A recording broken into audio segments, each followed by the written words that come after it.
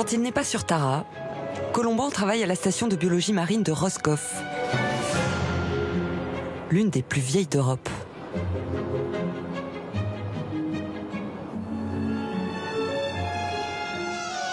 Ah. Là, on sent le l'iode.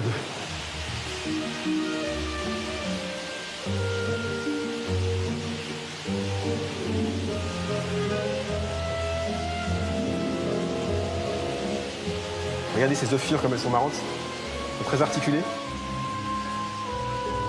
Il y a des superbes étoiles de mer. Regardez la taille de ces animaux.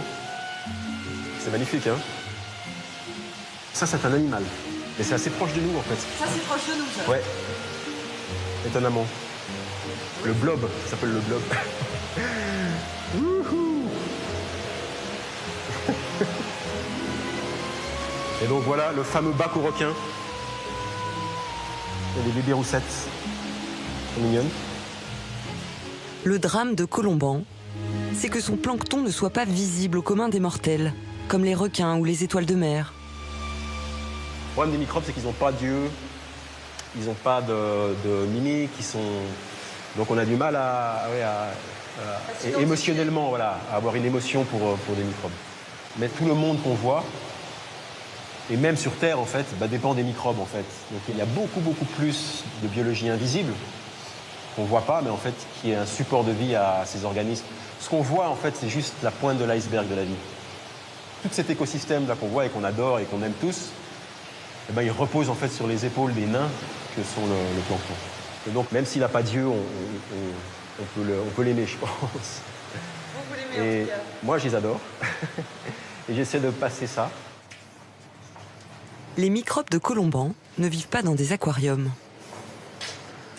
Bon, là, on est vraiment dans les entrailles de la station. C'est la salle des congélateurs. Donc c'est la salle où il y a toute la mémoire des océans. Il y a des milliers d'échantillons ici. Donc en fait, c'est l'endroit le plus précieux de la station, je pense. Parce que si on perd cette salle, on perd tout ce qu'on a fait.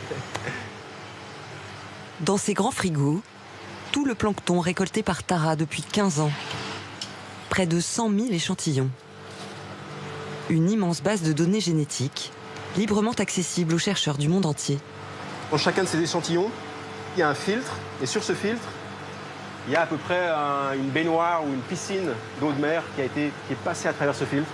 C'est ce qu'on va commencer à étudier. Il y a des années de recherche devant nous dans ces congélateurs.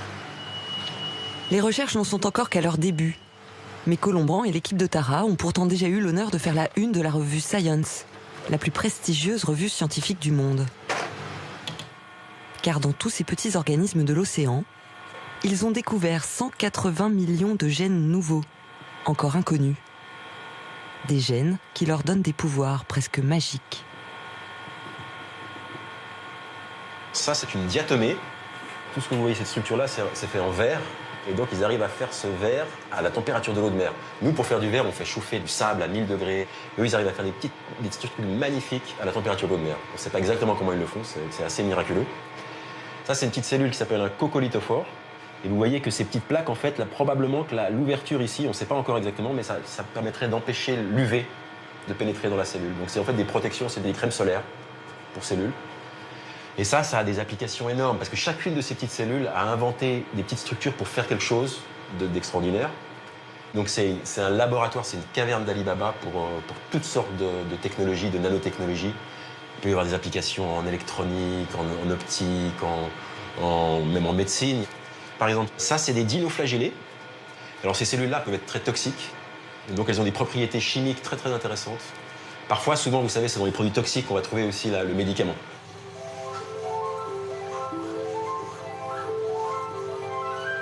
Pour l'instant, la plupart des molécules viennent du monde des plantes. Et là, on entre tout à coup dans un monde qui est extrêmement riche. Donc on est au tout début, en fait, d'une grande aventure de découverte.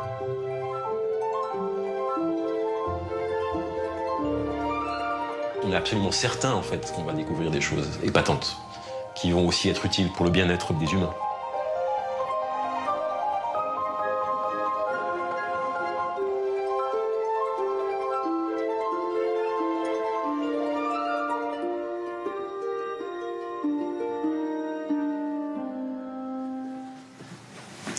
Salut Colomban.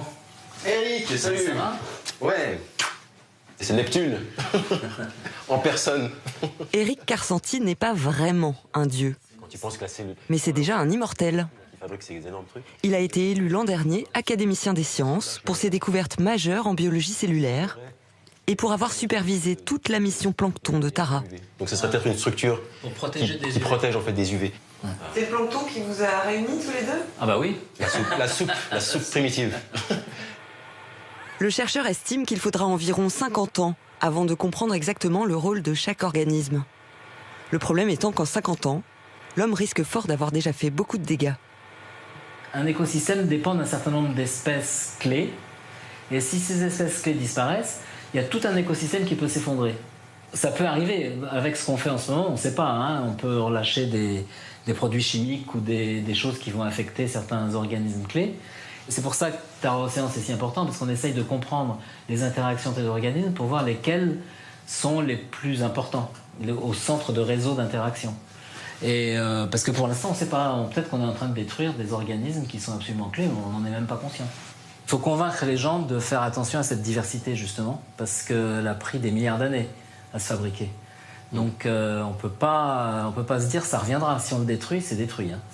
Ça reprend des milliards d'années à se refaire. Ça, on dirait une supernova, là, tu vois. Ouais.